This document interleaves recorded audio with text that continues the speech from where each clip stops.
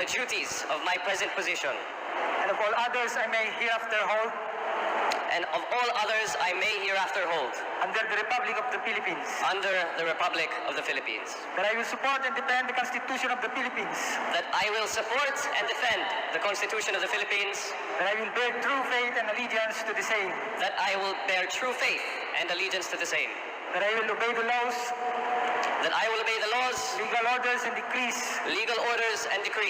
promulgated by the duly constituted authorities of the Republic of the Philippines, constituted authorities of the Republic of the Philippines, and that I impose this obligation upon myself voluntarily without mental reservation or purpose of evasion. voluntarily without mental reservation or purpose of evasion. So help me God. So help me God. Congratulations, sir.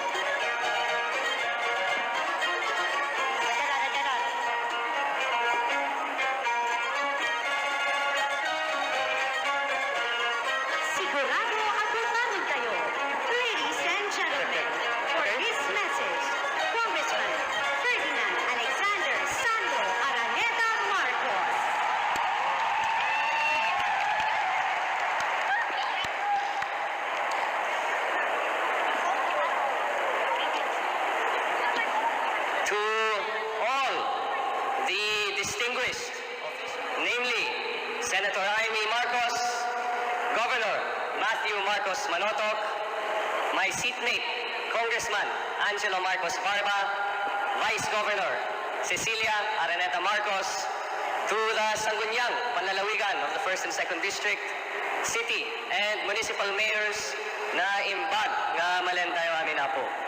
I stand before you a humble and grateful man, so I would like to start my speech with a message of thanks.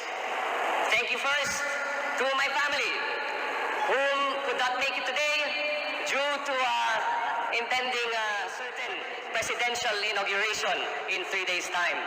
But I would like to thank them for their unwavering support, unwavering guidance, and constant push that they gave me throughout the campaign. Secondly, to my political fairy godmother, si Ma'am Senadora Imee Marcos, whom without you I probably would not be here. So I have unending thanks and gratitude to you, Ma'am. And of course, to my political kuya, Governor Matthew Marcos Manotoc, thank you, sir, for all the help you have given me, for all the guidance you have provided. And of course, to Vice Governor Cecilia Araneta Marcos, to Congressman Angelo Marcos Barba, and to all the mayors, vice mayors, barangay kapitans, and certain and numerous officials who assisted me in the campaign. I will be forever indebted for that, to everything that you have done. I must admit to all of you that the night before Election Day was a night filled with no sleep, lots of stress, lots of nervousness, and certainly a lot of anxiety. Naalala to ni Gov, pero nung madaling araw na, tinawagan ko siya at sinabi ko, tama ba yung desisyon ko na tumakbo bilang diputado itiyo ng distrito? Tama ba na ito ang naging desisyon namin? Pero po, nung dumarating na ang resulta, that nervousness became one of pride and one of joy.